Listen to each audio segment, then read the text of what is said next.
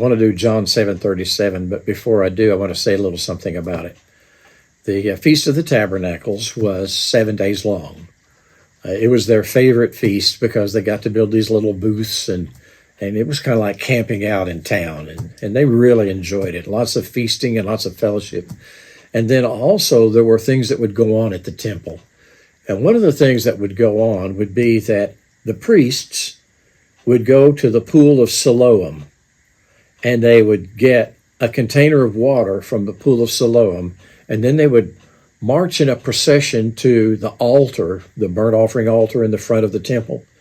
And they would walk around that burnt offering altar, and then they would pour water out as an offering to God.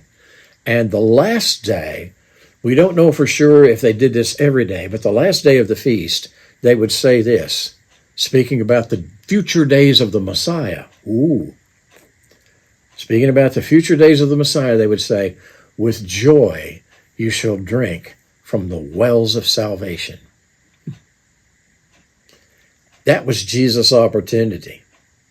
John 7:37 says, on the last day, the day where they make the saying, the great day of the feast where they say, with joy you shall drink from the wells of salvation, Jesus stood and cried out, saying, if anyone's thirsty, let him come to me and drink.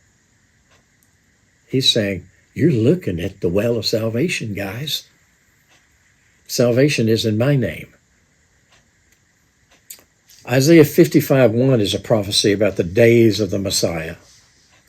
It speaks about the Son of David and the sure mercies of David, and it speaks about an everlasting covenant.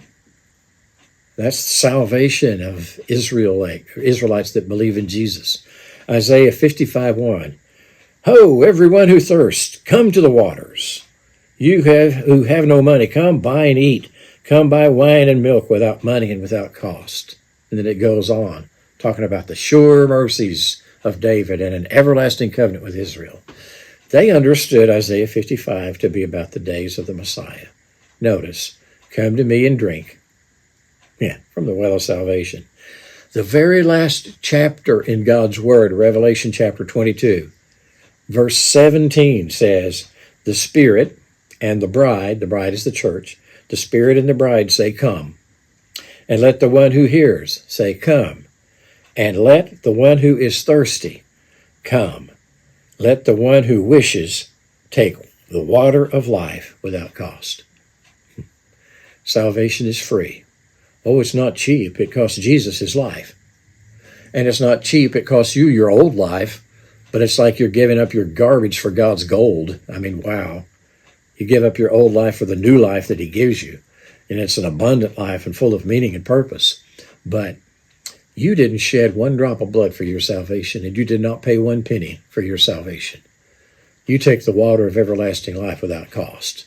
And then God says, I'm going to take that old, guilty, futile life that you had, and I'm going to bury it and give you a new one, an abundant life. I would not trade what I have in Jesus for anything. The Apostle Paul said, well, my old life, I consider it to be rubbish. Just to make sure you understand what I mean by rubbish, I'm talking manure.